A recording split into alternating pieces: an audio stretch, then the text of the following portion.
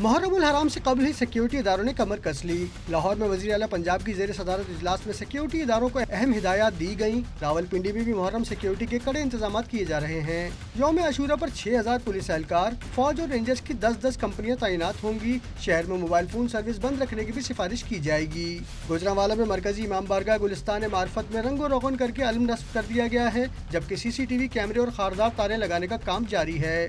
20 के करीब जो कैमरे हैं ना गुलिस्तान मार्फत के अंदर लगा दिए गए हैं और 50 जो है जिधर जिधर से जुलूस गुजरेगा उस रोड के ऊपर लगा दिए गए हैं। उसके अलावा सारे इंतजाम अल्हम्दुलिल्लाह हमने मुकम्मल तौर पर पूरे कर लिए हैं। पेशावर में जुलूसों की मॉनिटरिंग के लिए 10 से ज़ायद कमांड एंड कंट्रोल पोस्टें कायम की गई हैं। शहर में जगह जगह CCTV कैमरे भी नस्ब कर दिए गए हैं।